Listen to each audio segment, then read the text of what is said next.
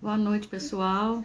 Estou aqui hoje para entrevistar o Breno Ruiz, que fecha o meu mês de novembro.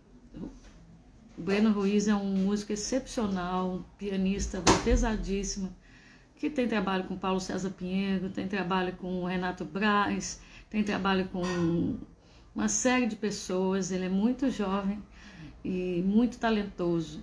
Eu estou entrando novamente porque aquela hora ele falou que já tinha entrado, falei com ele no Zap, mas ele não está aparecendo aqui.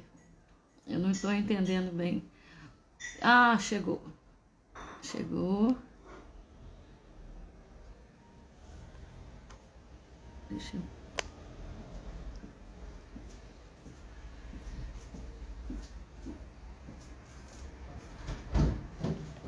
Vamos lá.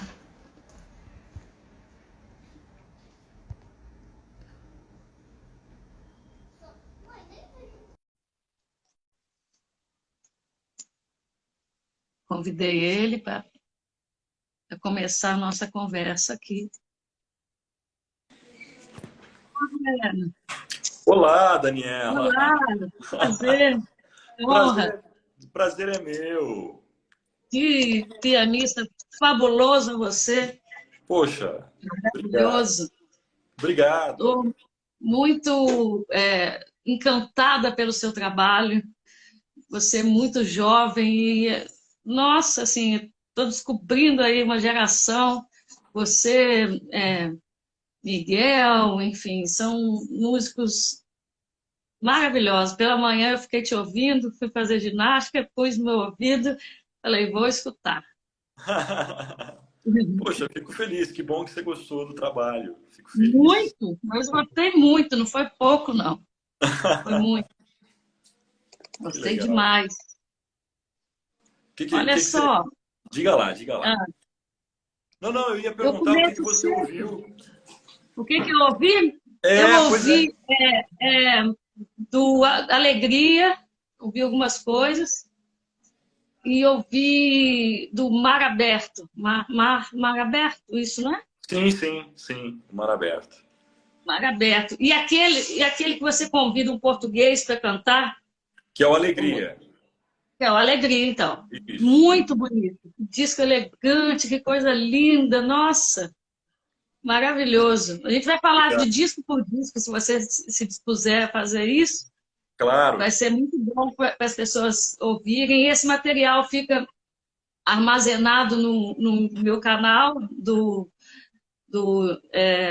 YouTube, Daniela Aragão. Então tem muita gente já, sabe? Eu vou fazendo isso na garra. Tem Joyce, tem Cristóvão Bastos, tem Gilson Peranzeta, tem Antônio Adolfo, Alaide Costa, Menescal, tem muita gente. Então, Nossos agora mestres todos. os nossos mestres todos, né? E eu vou fazer para você uma pergunta que eu faço para todo mundo, que é como começou a música, o som na sua vida? Como é que volta lá na infância, volta nesse tempo assim passado, né? Embora você seja muito jovem, né? Nem é tão passado assim. Mas... Bom, acho que nem tão jovem. Antes de te responder, deixa eu fazer uma pergunta para você. Como é que está Ah, chegando o áudio aí para você? Você está me ouvindo bem? Você tá está me ouvindo ótimo, bem? tá Tá ótimo. bom. Só para situar, eu vou tocar um show daqui a pouco. A gente acabou de passar som, corri aqui para um Aham. camarim. Então, Ah, eu tá. demorei para Nossa, entrar porque eu estava saindo do Wi-Fi, porque o Wi-Fi aqui não pega. Então, eu estou com os aham, dados aqui, tá. por isso que a Não, conexão mas tá estava ruim, a ótimo, gente se tá desencontrou. ótimo. Então, tá bom. Daniela, bom, primeiro que eu acho que eu já não sou tão jovem assim. Eu agradeço, mas, enfim, a música me acompanha. Acho que muito possível. Desde que eu me reconheço por gente, Aham, a música está na minha vida. Então, eu não tenho um marco assim na minha vida que eu tenha falado, poxa, eu quero ser uhum, músico ou eu quero. A música está desde sempre, né, na minha vida, assim. E quando eu era criança, minha casa, embora não houvesse músicos profissionais, eu tinha um tio acordeonista, amador, assim. Mas era uma casa com muitos entusiastas da música. Era uma casa Ah, então, musical, trabalho muito. muito musical. E eu acho que desde cedo meus pais perceberam que havia uma vocação, havia enfim, um interesse, né? Botava Uhum, música, eu parava para ouvir. Eu não era criança de querer dançar numa música mais animadinha, de ter esse tipo de coisa. Eu era uma criança que, quando tinha música, aquilo me capturava. Me capturava. Então, minhas tá, primeiras lembranças, sempre, lembrança de infância, de momentos muito prazerosos, assim, a música estava presente. Então, ela entrou na minha vida e ela foi permanecendo. Foi permanecendo. aham. Talvez eu já vou me embrenhar aqui numa segunda parte dessa resposta, que talvez possa até ser uma pergunta, eu vou me antecipar um pouquinho, Uhum, mas eu fui tocando de ouvido. Então, aos 10 anos de idade, primeiro, por volta dos 7 anos, eu sou do interior de São Paulo, eu sou de uma cidade chamada Itapetininga. Então, me colocaram numa aula de música, assim, para aprender um instrumento, um teclado, órgão eletrônico, que era o que tinha no pedaço. Mas o meu ouvido pedia mais, né? Eu queria tocar um outro repertório, eu não tinha muita paciência, assim, para aquela aula. Então, aham, fui tocando de ouvido, eu saí rapidamente da escola de música. E com 10 anos, eu comecei a ser levado por esse tio, que era um acordeonista amador, uhum. e tio por afinidade. Na realidade, ele era casado com minha tia, né? Cunhado da minha mãe, assim. Uhum. Comecei a ser levado para tocar em baile, assim, bailinho de terceira idade para terceira idade. E era um repertório que eu curtia fazer, repertório que eu ouvia em casa, né? Coisa com big band, de big band, né? Aqueles standards, assim, mais famosos. E era o repertório que eu curtia tocar, que era o que tinha em casa. E choro, que embora eu não tocasse choro, choro era também um tipo de música que era meio comum ali dentro da minha casa e que me capturava Uhum. mais do que qualquer outra coisa. Então, a música entrou, eu fui manifestando vontade de estudar depois na minha adolescência. Aos 15 anos, 14, 15 anos, eu fui para o Conservatório de Tatuí para estudar piano erudito, mas já tocando assim e já compondo, dando os meus primeiros passos também na coisa autoral. E por volta dos meus 13, 14 anos, meus pais se separaram, eu sou filho único. E eu encontrei na música um recurso imediato, assim, para auxiliar nas despesas de casa. Então eu comecei a encarar aquilo como profissão mesmo. Com E a música profissão. ficou. Então a música ficou. Então essa brincadeira de sempre, né, de ter sido de uma certa forma escolhido pela música e não Aham. ter necessariamente escolhido, para mim faz muito sentido, porque sempre foi uma paixão, sempre teve nesse lugar, assim, e a música ficou e ela foi se impondo, né? E eu aceitei fazê-la assim, a partir desse lugar mais profissional, também com muito prazer, e desde então tenho tido muito prazer nesse E caminho. você tinha piano na sua casa? Você ganhou um piano ou demorou para ganhar um piano? Que é tão Não, caro, não. todo mundo tem história do piano, né? Pois é, pois Então, é. Pois é. Em casa não tinha piano, não. A gente, em casa, os recursos sempre foram bastante estreitos, assim. E o uhum, que acontecia é que, muito bem, vamos tocar teclado. Comecei a estudar música, eu vou estudar num teclado. E depois de um ano, possivelmente, um ano e pouco fazendo tatuí, minha mãe fez um movimento assim e tinha um carro em casa, ela vendeu o carro e uhum. falou, bom, vamos comprar esse piano e foi assim, Ah, né? bacana. E uma outra coisa que para mim que se relaciona um pouco com o instrumento, aliás, se relaciona muito com o instrumento, mas se Hum, relaciona principalmente com uma coisa muito presente na música que eu faço, que eu gosto de fazer. Eu estudava numa escola centenária. E essa escola tinha um salão nobre, tinha um anfiteatro com um piano velho, assim, não era um piano antigo, não, era um piano velho, mal cuidado, também devia ser centenário o piano, cheio de cupim, mas era um piano. Então eu matava a aula e ia para o piano para tocar. E quando eu comecei a estudar música, era naquele piano que eu estudava. E por que de uma certa forma, eu conecto algo da música que eu faço a esse momento da minha vida? Porque nesse começo de adolescência, por volta dos meus 13 anos, 12, 13 anos, já estudando nessa escola, que era uma escola centenária, uma escola importante assim na região de onde eu venho, o Villa-Lobos, no começo do século passado, era uma figura presente na minha cidade. Ele tinha amigos na minha cidade.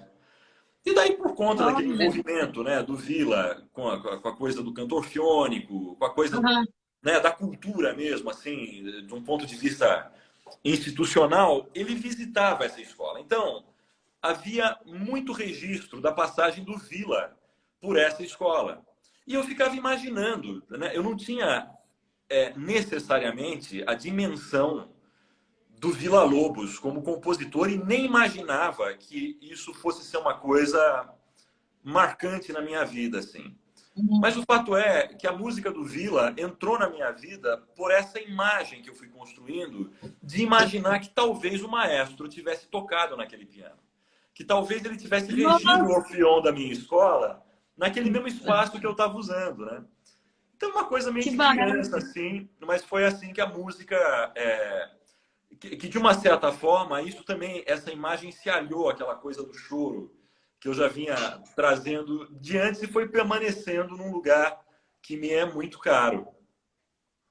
E você era ouvinte da obra do Villa-Lobos, das Baquianas, Só as essas coisas coisas? famosas, só as coisas famosas. Daí, estudando piano, eu também não fui, apesar Um da erudito, formação... né? Exatamente.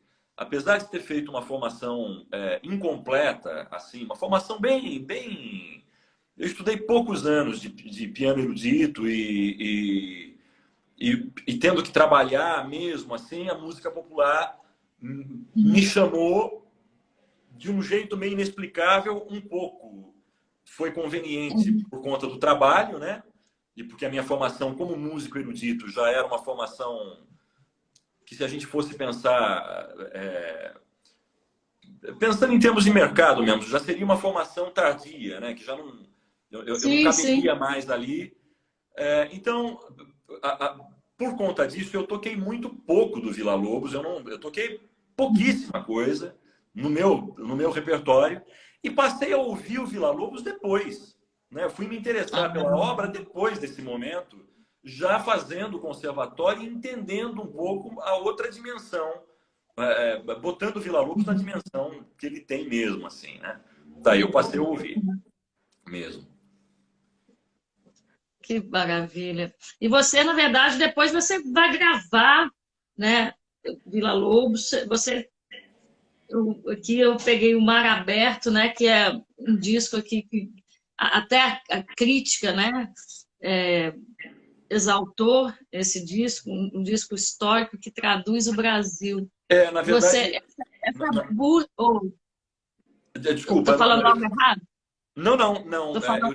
Eu te interrompi um pouquinho, que na realidade, isso aí foi uma crítica do Arnaldo Bloch, né, para o meu disco, Cantilenas Brasileiras, que é o primeiro disco autoral, todo autoral, que foi lançado um pouquinho depois do Mar Aberto.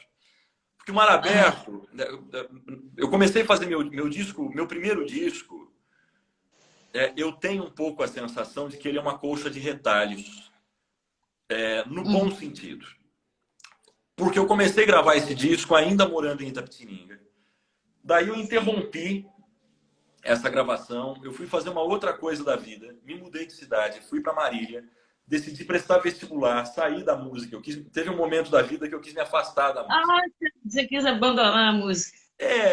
Pelo menos como profissão, naquele momento, eu achei que talvez... Eu imaginei que as conquistas afetivas que eu podia ter com a música, eu tinha tido todas as que eu queria ter. né? Aham. Como, por exemplo, ter uma obra com Paulo César Pinheiro. E isso é uma coisa que... E isso, eu queria que você falasse sobre isso também. Então, chegou um momento que, morando no interior, eu falei, poxa, se alguém algum dia gravar alguma coisa minha, tudo bem. Mas eu nunca me vi como cantor, por exemplo. Aham. E então eu não vi uma possibilidade de trilhar uma carreira autoral. Falei, então eu vou fazer uma Aham. outra coisa da vida, eu vou fazer mais ou menos como um cara que eu amo, que é o Ginga, como ele É conduziu a vida dentista. dele, dentista. Ele sempre falava, né? O dentista sustentou o músico e depois isso se inverteu. Isso, Então eu se inverter. tentei fazer um pouquinho desse caminho, mas eu fui muito mal sucedido nesse caminho porque a música me chamou de volta rapidamente. Então eu fui gravando meu disco neste meio de caminho. Então eu Aham. comecei a gravar ainda morando em Itapetininga, me mudei para Marília, voltei de Marília para Itapetininga, saí de Itapetininga, vim para São Paulo e fui concluir para fazer o disco todo. Eu levei quase 10 anos, né? Nossa. Então, aqui em São Paulo, já quando eu decidi terminar o disco e já estava fazendo algum movimento para terminar o meu disco autoral mesmo, com as canções com Paulinho, eu vim morar num lugar que, por uma coincidência, eu comecei a me encontrar com o Renato Brás. Eu conheci o Renato Brás porque o Renato era meu vizinho. E eu abordei o Renato assim, falei, poxa, eu sou compositor, tal, queria te mostrar umas coisas. E eu fiz essa abordagem e me envergonhei um pouco de ter abordado ele na rua um dia na frente de um restaurante perto da minha casa e da casa dele, onde a gente se encontrava e comia um negócio de vez em quando, assim. Uhum. Então, desde essa abordagem, passado, sei lá, mais um tempo, um ano talvez, um pouco mais, eu acabei não voltando a falar com o Renato, não mostrei repertório para ele, porque realmente eu fiquei envergonhado de tê-lo abordado na rua. Mas um dia eu fui fazer uma participação especial no show de uma parceira minha, que é a nossa amiga em comum, e o Renato também era um convidado do show. E foi aí que o Renato tomou contato com minha música. E quando isso aconteceu, o Renato falou, poxa, eu queria gravar um negócio com você. Eu quero fazer um disco com você. Eu estou falando muito resumidamente. Quero fazer um Você está disco com falando, você. já está respondendo para mim mesmo as perguntas que eu ia fazer. Eu falo bastante, viu? Desculpa a verborragia. Não, que é isso. E porque é bastante presente, bastante forte essa tua ligação com o Renato Braz, Sim, sim, né? De sim, ter sim. parceria, de terem feito shows juntos, de terem feito uma série de coisas. E acabou que quando a gente começou a costurar a possibilidade de fazer um disco juntos, o Renato tinha um outro projeto, que era fazer um disco de acalantos com o Roberto Leão, que é o cantor português. E esse disco, a partir do nosso encontro, um dia a gente fez um show no Auditório Ibirapuera, e esse show nós tínhamos o Mário Gil e o Roberto como convidados.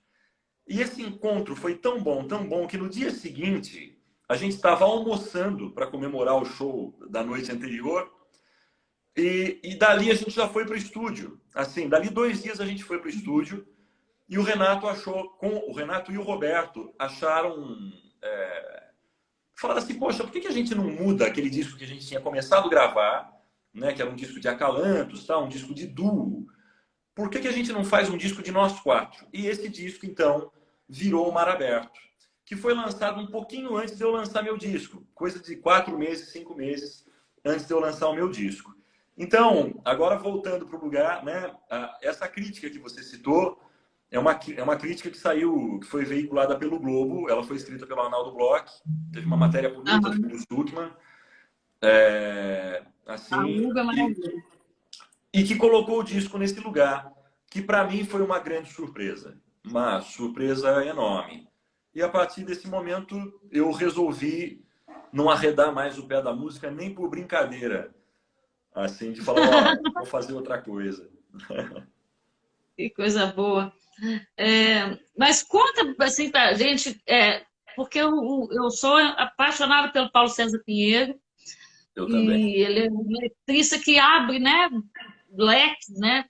ele está de acordo com todas as idades, ele não tem restrição, a não Sim, ser a qualidade, claro, sim, sim, sim. né?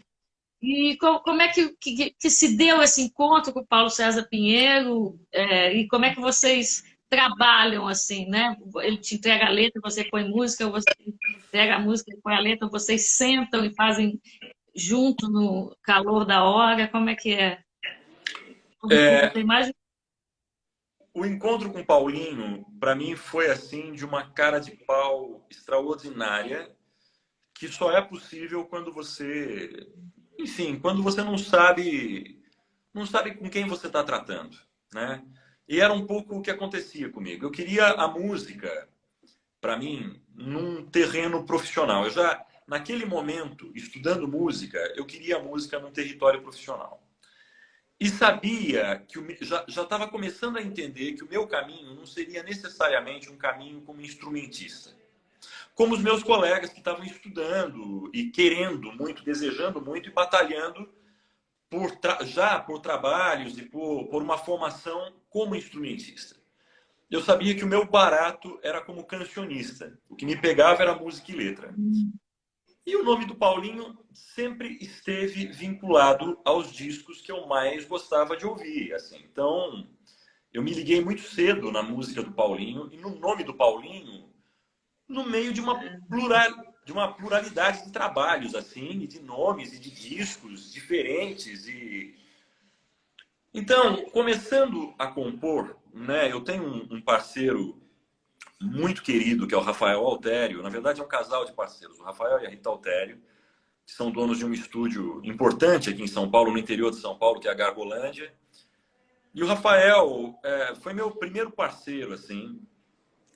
E quando eu comecei a construir meu trabalho, as primeiras canções, já com o Rafael e com outros parceiros ainda em Itapetininga, eu comecei a querer fazer um caminho de procurar por alguém que vivesse da música autoral, vivesse da composição, né? Que tivesse nesse lugar. E, e comecei a, a perceber ou a intuir, eu gosto mais dessa palavra assim, porque eu acho que está mais nesse lugar, que talvez a poesia do Paulinho fosse a poesia que casaria com a música que eu gostava de fazer. Eu achei que ele Olha fosse só. um cara que fosse entender o que eu de fato gosto de fazer, né? Assim.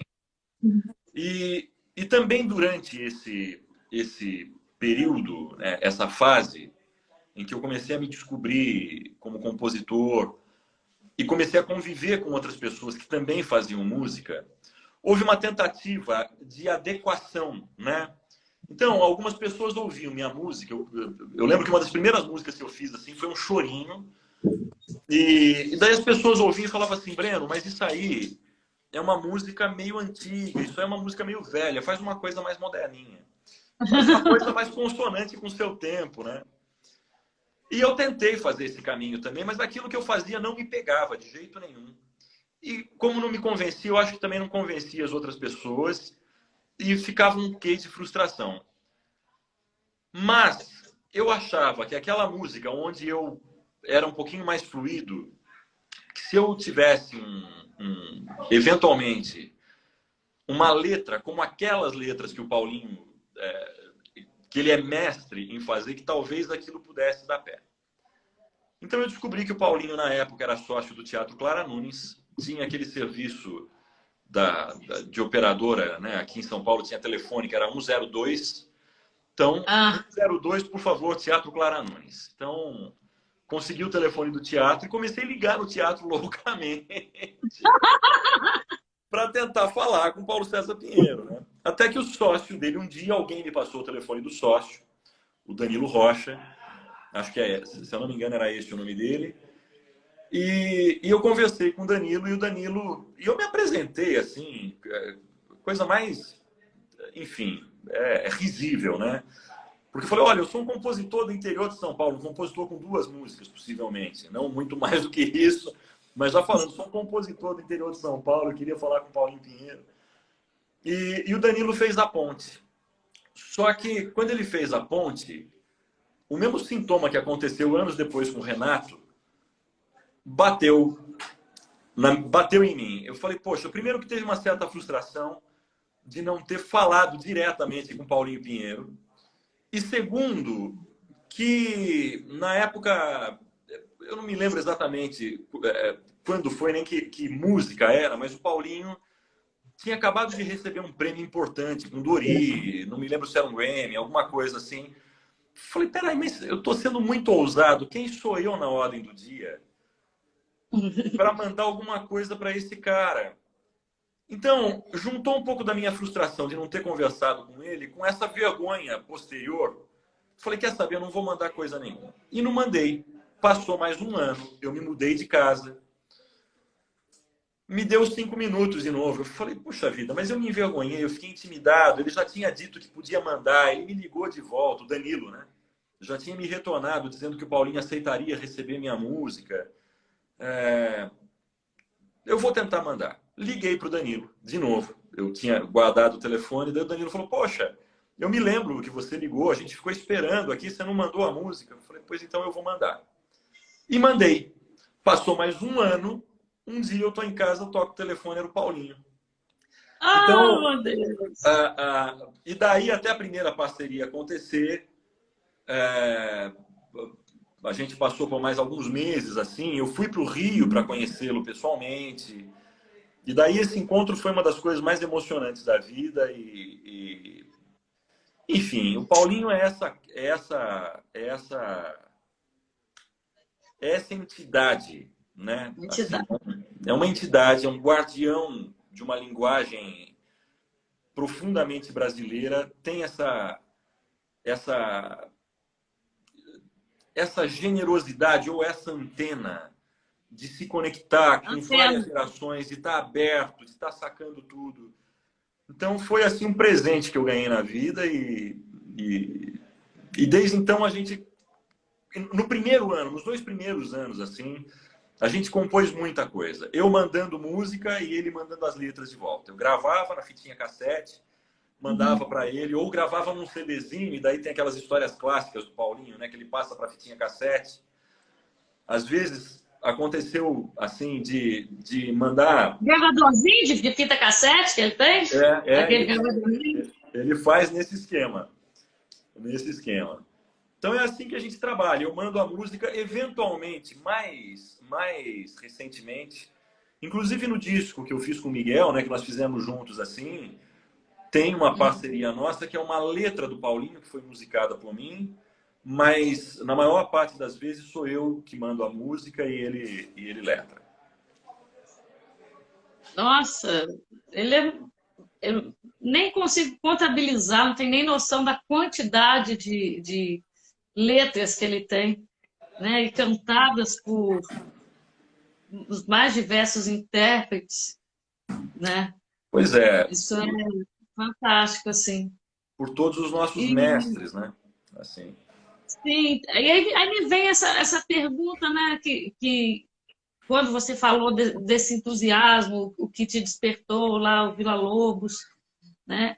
É, o projeto de Brasil, né? Eu penso que você vai nesse cerne da canção mesmo, da canção em sua plenitude, em sua integralidade, né?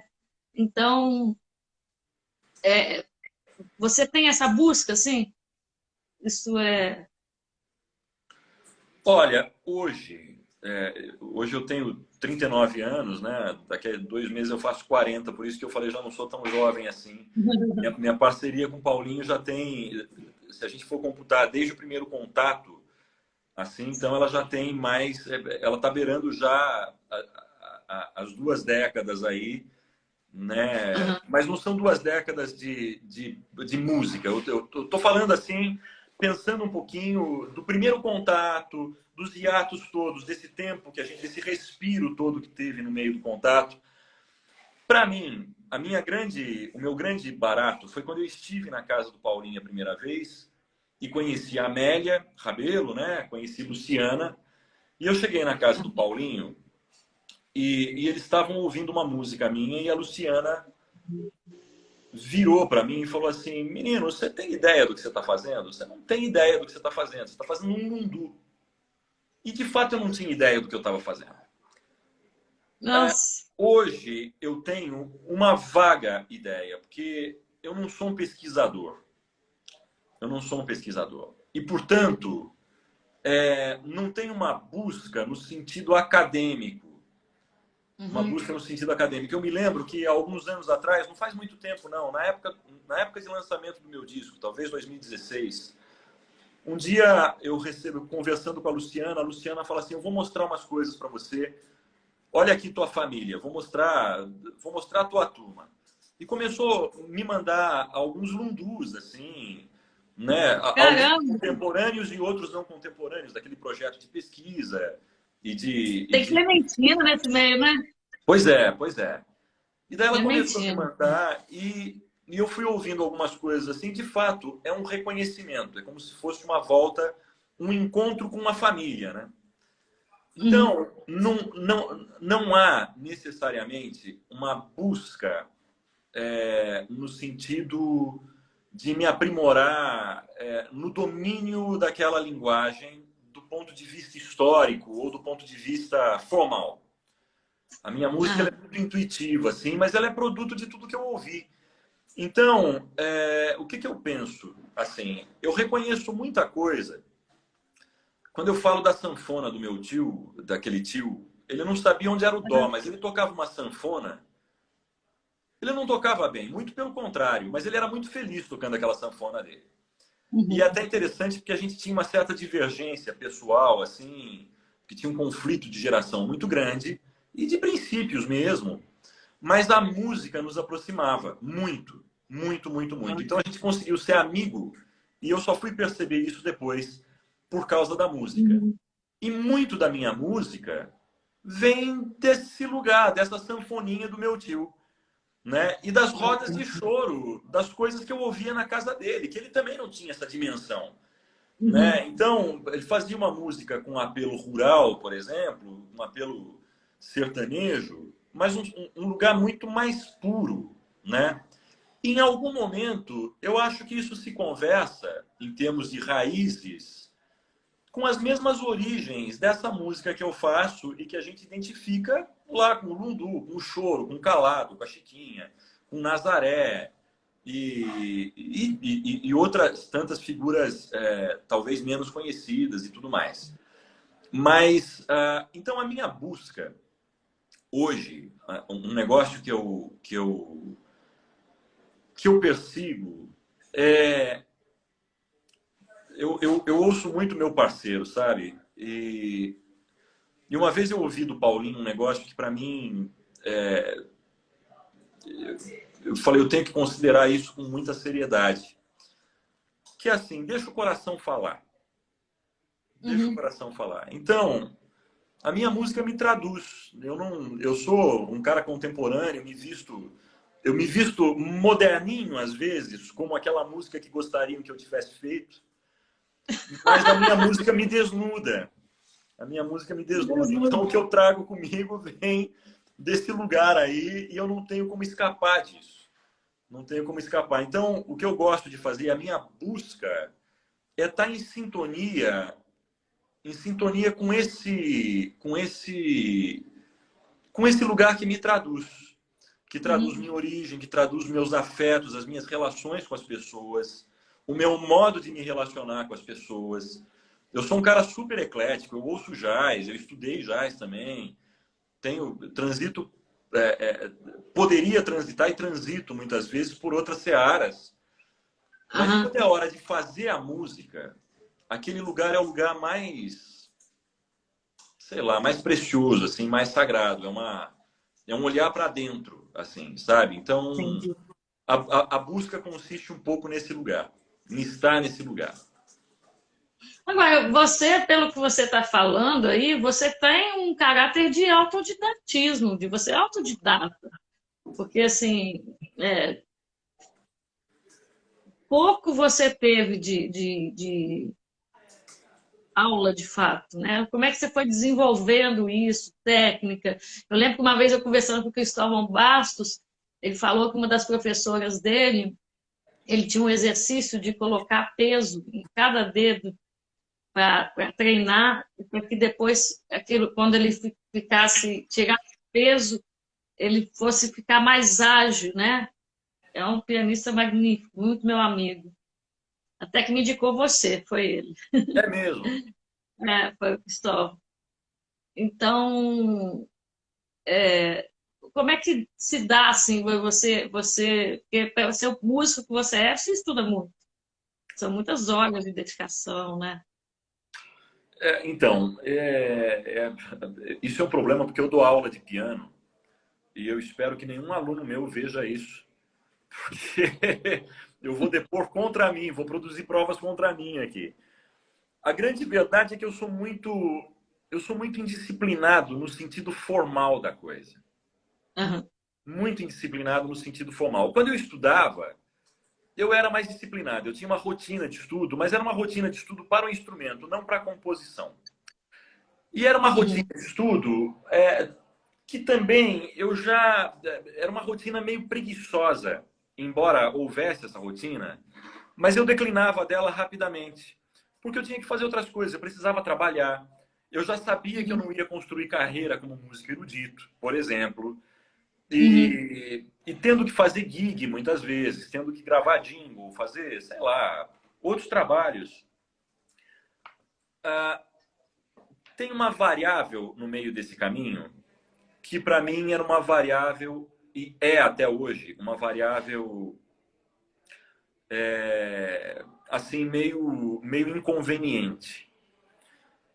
Que se um professor, por exemplo, sugerisse que eu fosse estudar técnica ou fosse sugerir que fosse estudar um repertório com certo rigor, eu me sentava ao instrumento, e isso acontece até hoje, quando eu tenho que estudar alguma coisa, mas eu me sento ao instrumento, eu começo a ser visitado por uma... É como se os fantasmas, as entidades, sei lá, que nome dá para isso, arquétipo. Eu não sou um cara muito... É, eu não tendo muito a explicações metafísicas, muito pelo contrário, Uhum. né? Mas poderia perfeitamente caber esse negócio. Eu começo a ser visitado por um monte de ideia. E imediatamente eu sou capturado por essas ideias e daí eu tenho que fazer. Então eu não consigo ter disciplina, essa Uhum. disciplina para estudar um instrumento. Né? Então, Uhum. eu espero que nenhum aluno meu veja isso depois, porque Uhum. eu não sei houve um momento em que eu achava que havia de fato uma coisa de autodidatismo, assim, sabe? Uhum. Mas eu também não sei se dá para chamar de autodidatismo, porque eu acho que tem mais a ver com uma coisa de uma certa indisciplina, de uma certa... Também indisciplina não é uma palavra boa, mas uma certa abertura para poder desenvolver as ideias no momento em que as ideias se apresentam. Então, e para mim, se for pensar num tripé possível, né, de atuação, que é o cancionista, ou o compositor, o instrumentista e o cantor, o único que para mim é legítimo de fato, na minha cabeça, né? As pessoas dizem que não, e eu até brinco com isso e assumo, eu tenho cantado mais, assim, até com uma certa desenvoltura e tocado um pouquinho, assim, com uma certa... enfim, me permitido transitar por esse lugar de instrumentista mesmo, mas Uhum. o lugar que dentro de mim é legítimo é o do cancionista. É o do criador, mas e também tem uma outra coisa, que é um criador, e isso também é parte dessa busca, né, que você havia perguntado.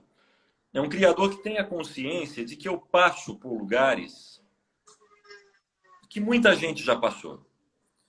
Uhum. E, e eu não tenho e nunca tive a pretensão ou a intenção, eu nunca tive, eu acho que a melhor palavra talvez seja compromisso ou comprometimento, em querer inventar uma coisa nova. Uhum. Inventar uma coisa nova. O que eu persigo, assim, do ponto de vista autoral, é uma tentativa de continuidade, né? De continuar aquela linguagem, né? De continuar uma linguagem, de continuar um trabalho que é anterior a mim, né? Que antes de mim veio o Tom, veio o Edu, vem Dori, mas também é anterior a eles. É anterior ao Vila, mas o Vila foi o fundador, no sentido, um dos fundadores, no sentido, talvez assim, no sentido de marco histórico, no sentido de formalizar e instituir uma linguagem que, a partir dela, a gente consegue identificar. Aqui existe um projeto de Brasil, como você havia dito, né? Existe uma identidade. Sim. E, para ser muito sincero, às vezes eu me enrosco um pouco nesse negócio, porque eu não penso nem em termos de nacionalismo, por exemplo, que poderia eventualmente caber. Eu não estou preocupado com isso. A única coisa que eu quero é continuar uma música que, para mim, fala muito, porque fala através de uma ancestralidade e que, enfim, é infinito para trás, né? Então, nesse sentido, isso também é uma busca. Um dia, eu participei de um programa do Arrigo Barnabé, e eu adoro o Arrigo. E o Arrigo faz lá no programa dele uma brincadeira assim: se você pudesse nascer como música, que música você queria ser? Eu queria ser qualquer música cuja autoria Não tem fosse uma música desconhecida. específica, não. É isso, eu queria ser qualquer coisa, qualquer música. Cuja... Qualquer música, até música brega. Não, não, não, não. Qualquer música cuja autoria se perdesse no tempo, mas que fosse localizada nessa dimensão, por exemplo, de uma cantiga, de niná, de autor desconhecido, ou de uma ciranda, ou de uma cirandinha, né? Essas coisas folclóricas, essas coisas que são verdadeiramente populares, mas cujo autor se perde. A identidade do autor desaparece atrás daquela melodia, mas aquilo é elemento fundamental para a constituição de um povo, né? Que é uma coisa Sim. coletiva, é uma coisa muito maior, é uma coisa que nos transcende, me transcende, nos Você faz transcende. uma genealogia, né? Você traz uma genealogia da canção, né? De alguma maneira, e baseada nos afetos, né? Pela sensação que aquilo te traz, né? É isso, é isso, é isso, é isso. Eu não sei se a genealogia está ali, né?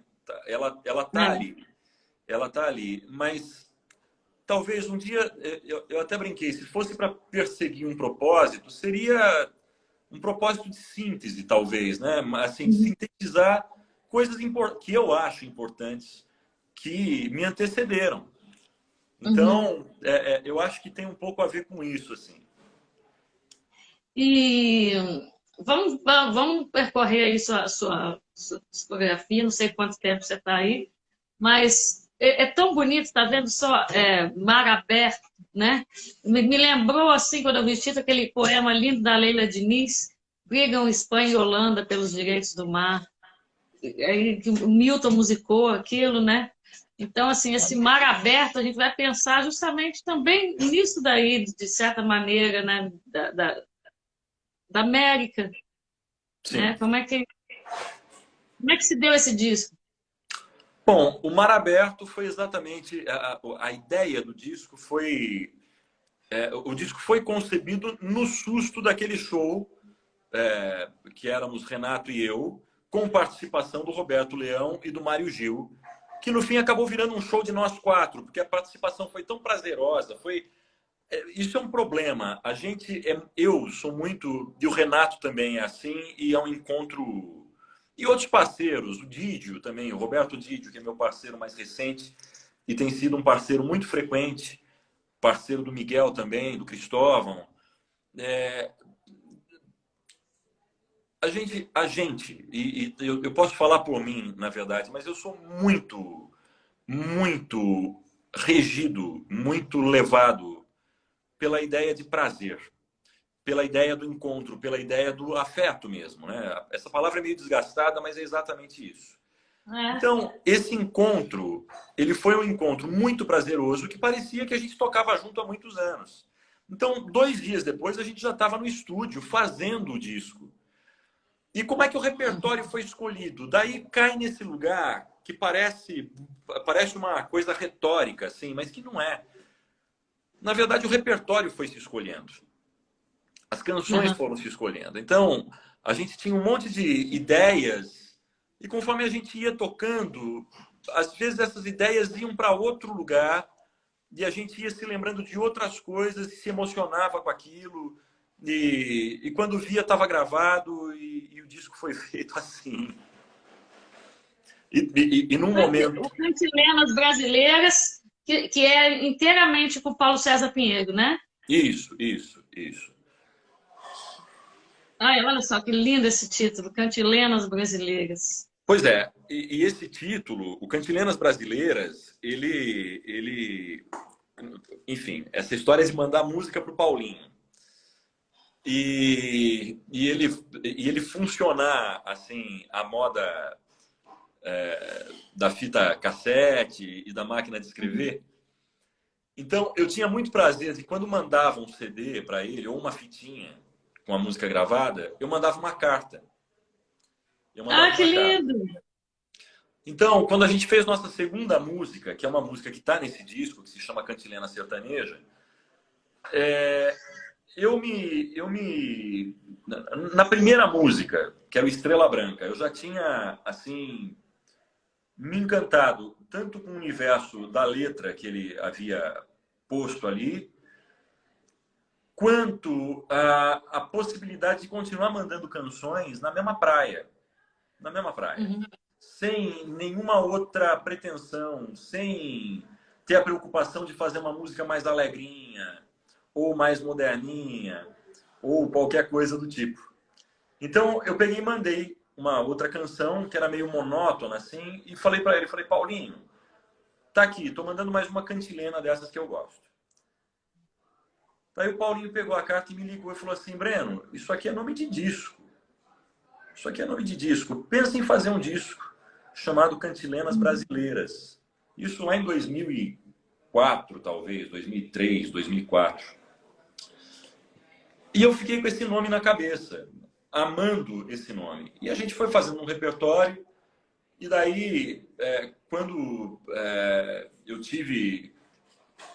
Enfim, falei, vou fazer o disco, vou fazer o disco. Daí eu escolhi algumas músicas que eu achava mais emblemáticas e batizei o nome, né? Eu dei esse nome aí, com esse nome que ele tinha sugerido, mas já bastante tempo depois. E foi uma felicidade para mim. Esse disco até agora, ele foi lançado acho que em 2016 ou 2017, e até agora ele me traz frutos assim muito, muito bons. E o diferente, você trabalha com Miguel Rabelo, né? Isso.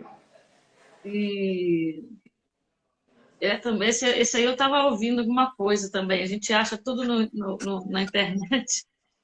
Pois é. De ter o CD físico. Você, desses trabalhos, você tem o físico? Fez o físico também ou não? Tenho sim. Só o que não tenho físico, por enquanto, é o Alegria, que é o disco com o Roberto Leão, cantor português. Né? Nossa, que lindo. Mas todos eles têm uma tiragem física.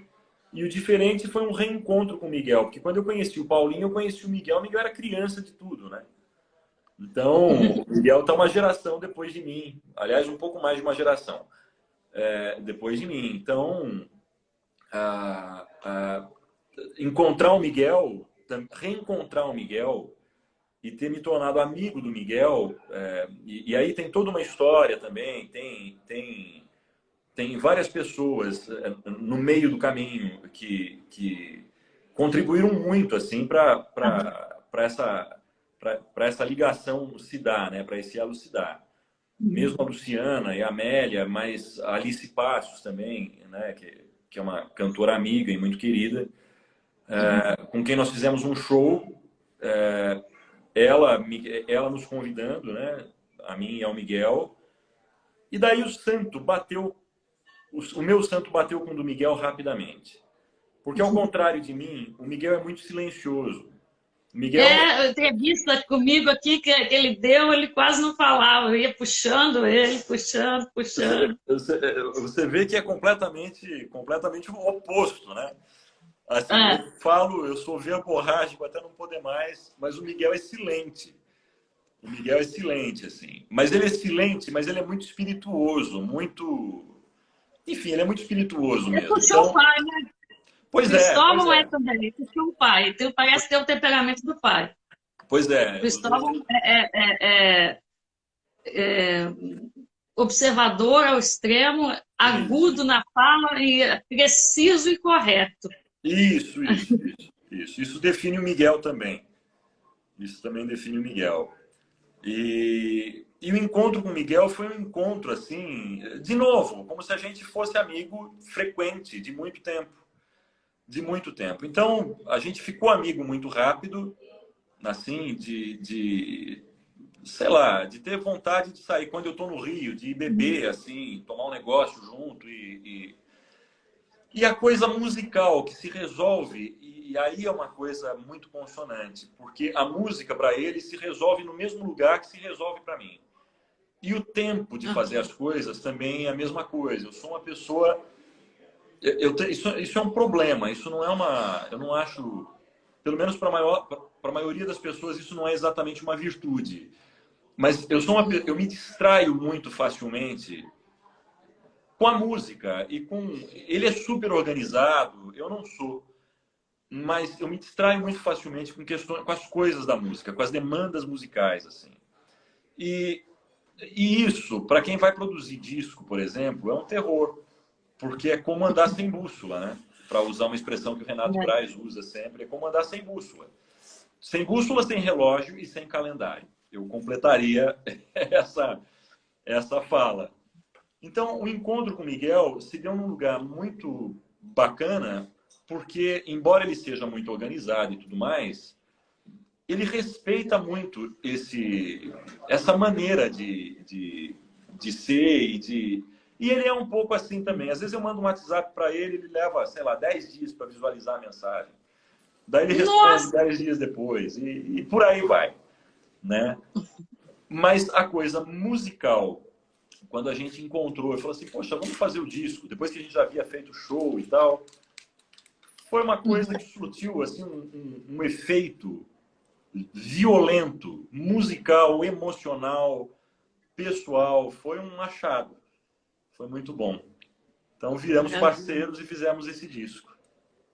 É porque quando eu dei um toque no Cristóvão, falei, Cristóvão, você tem umas referências do pessoal mais novo que eu estou querendo pegar? Aí ele pegou você, o Miguel, e mais uma que eu não consegui falar, agora eu me esqueci. Não sei se é Marina, alguma coisa, não sei. Mas e eu gostei muito de saber, né, dessa tua ligação com a poesia, que é a minha busca também. Eu gravei um disco sobre a obra de Sueli Costa, Cacaz era poeta, mas já faz muito tempo. E que Walter Mãe participa com uma leitura, se não me engano, não tem isso? Uhum. Tem esse caráter poético também no seu trabalho, que é muito lírico. É muito lírico, é muito lírico. O Walter Ugumãe fez o texto de apresentação, né, do Alegria, que é o disco com Roberto Leão. Aliás, é um texto lindíssimo, assim. Foi um presente que a gente recebeu durante o primeiro ano da pandemia, e foi um presente salvador, porque num período tão difícil assim, receber um texto daquele, de uma figura como Walter Ugumãe, é uma coisa para deixar o coração muito aquecido e falar, puxa, eu estou cumprindo minha missão, né? Tô aqui Sim. fazendo o que de fato, esse é o meu papel no mundo, fazer música. Muito burro eu, todas as vezes que tentei tergiversar, tentei dar as costas para a música, mas aprendi a lição direitinho. Assim. Mas foi um presente. Foi um presente desse texto do Walter Ugumãe, que chegou até nós através do Roberto Leão, que é esse cantor português e que conhece. Você foi num cantor português, que ficou uma coisa linda. Então, o Roberto, eu conheci mais ou menos assim, né? Eu conheci através do Renato. Roberto era amigo do Renato e tenho a impressão que se tornou amigo do Renato por causa do Dori. eu não me lembro exatamente se ele já conhecia o Dori antes, mas ele se tornou amigo do Renato. E uma ocasião eu fiz um show, nós fizemos, né? Renato me convidou para fazer um show com ele no Sesc Vila Mariana. Foi a primeira vez que eu apresentei em público as minhas canções com Paulinho Pinheiro. Nós fizemos um show, na época, com, sei lá, 18 canções inéditas. Piano e voz, todas muito densas, assim. Então, foi uma experiência de pôr à prova aquele repertório e o Roberto estava assistindo ali. O Roberto tinha sido convidado pelo Renato para assistir e assim que acabou o show, o Roberto foi embora e me escreveu depois no Facebook, me mandou uma mensagem. E a gente foi se encontrar posteriormente num trabalho do Dori. O Dori fez um disco em que ele musicou textos do Mário Lago, né? Um trabalho que chama Foro 4 Tiradentes na Conjuração Baiana. Nossa, nem sabia disso. E o Renato falou assim, vocês não querem vir aqui gravar um coro, não sei o quê? Eu falei, poxa, o maior prazer do mundo, né? Então a gente acabou se encontrando mesmo na gravação desse disco. O Roberto canta nesse disco também. E daí a gente não se desgrudou mais. Vai encontrando os pares no meio do caminho. Daí é só que beleza. E você trabalhou com muitos cantores, né? Mônica Salmazo, Renato Braz, o Zé Renato, né? Assim, então, assim, você está mesmo forte dentro do universo da canção, né? Você gosta de acompanhar? É uma coisa curiosa. Eu adoro acompanhar. Eu adoro tocar. Eu tenho uma resistência. Imagina o seguinte. Imagina assim.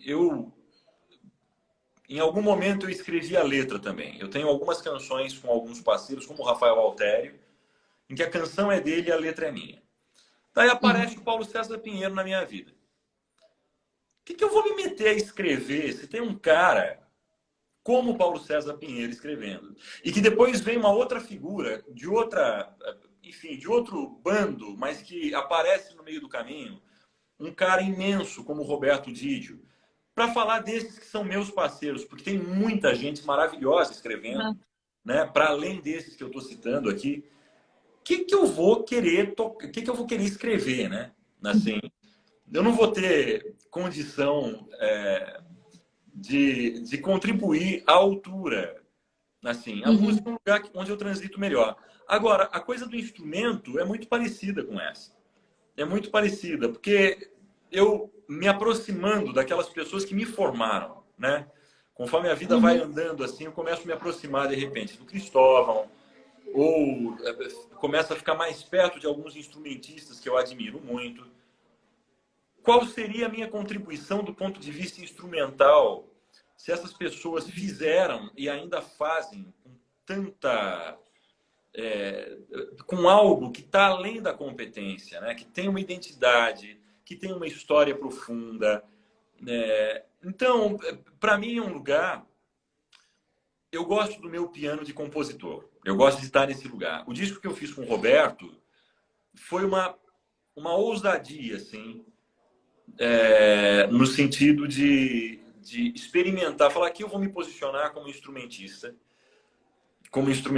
porque eu gosto muito daquele repertório e eu achei que eu tinha condição de, sobre aquele repertório, dar uma contribuição honesta. Uma contribuição honesta, assim que fosse satisfatória para o meu crivo, né? Por conta dessas referências imensas que a gente tem. Agora, com essas outras pessoas que você comentou, na verdade, o piano ele está o tempo todo a serviço do autor, né? Então, o meu pianismo está o tempo todo a serviço do compositor que eu quero ser. Então, foi assim com a Mônica, né? Eu tive a oportunidade de tocar em show com a Mônica, mas eu nem considero, assim... Eu não falo, por exemplo, que eu trabalhei com a Mônica. Com o Renato eu toco bastante. Com o Renato eu tenho tocado bastante, porque o Renato tem sido, para mim, alegria imensa, para minha felicidade, para minha sorte, ele tem sido a voz fundamental, assim, do meu trabalho, né? Foi a pessoa que me botou no palco, assim, a primeira vez, e Uhum. para cantar essas músicas e tudo mais. Tá chegando um som, Tá, mas está atrapalhando muito aqui. não, não. Já tinha criança aqui atrás que já berrou um bocado, agora parou. Eu te peço Mas desculpa, também já viu? estou aproximando já do final, até para te liberar. Não, não. É, Mas, e só finalizando, desculpa, Dani, finalizando esse seu comentário. Então, assim, o encontro com a Mônica, o encontro com o Zé Renato, esses encontros têm acontecido e eu tenho ido para o palco eventualmente com essas pessoas porque, de alguma forma, elas dialogaram com a minha música, né? O Zé Renato, ainda quando eu fui gravado pelo Boca Livre no disco de comemoração aos 40 anos do Boca, e minha música Viola de Bem-Querer deu título para o disco deles, para o álbum deles, né? E o Zé Renato acabou sendo uma ponte para isso acontecer, porque o Hugo Sukman havia apresentado a música para o Zé também. A Mônica, a gente já se conhecia por conta de outros amigos em comum, e o Rafael Alteri é um deles. TT Espíndola também, que é uma outra parceira minha de tempos atrás, assim. Sempre tem alguma história paralela, mas que me liga a essas pessoas através da canção que eu estou fazendo, muito mais do que através do instrumentista que eu sou. uhum. E a tua atuação no cinema? Você trabalhou, fez alguma coisa para cinema, deu uma olhada? Isso é uma Ah, vontade. Cinema é um desejo profundo que eu tenho, é uma vontade enorme que eu tenho. Mas, na foi para realidade, uma eu não tenho. série, né? Foi para uma Eu série, né? não.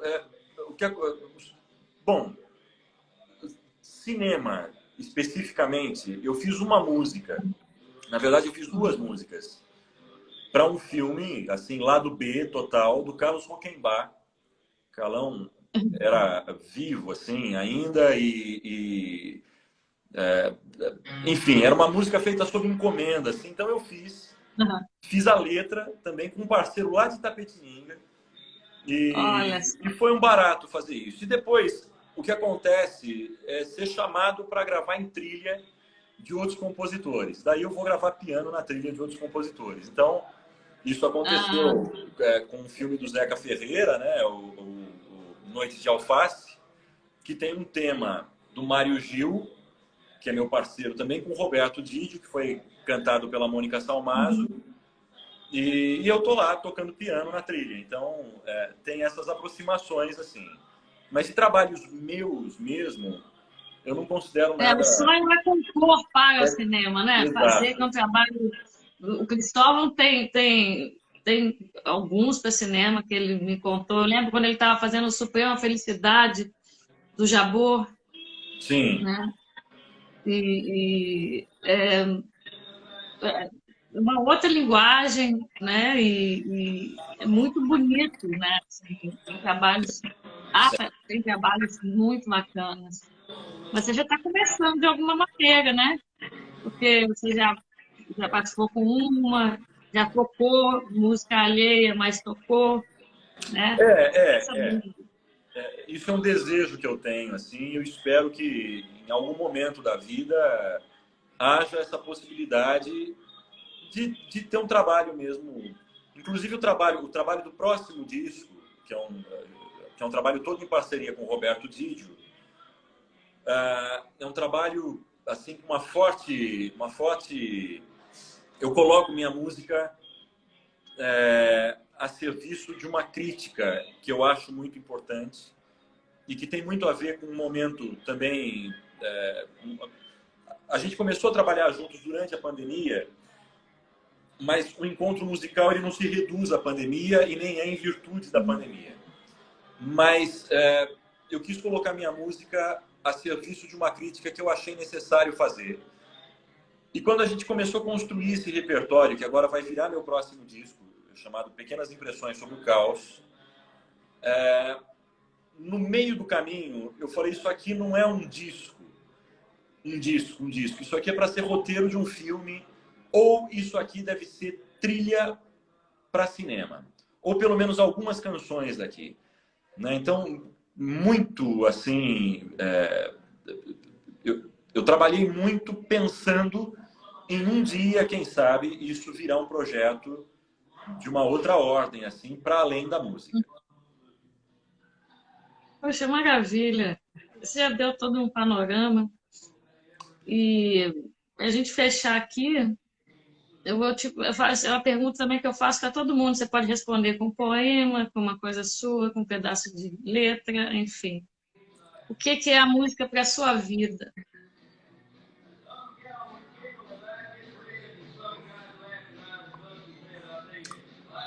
Poxa, eu fico pensando no Fernando Pessoa, né? Só me reconheço como sinfonia. Não tem um negócio do Fernando Pessoa em que eu estou parafraseando ele, mas o que é a música na minha vida? A música é a minha vida. Eu não tenho... Não há nada assim que me escape.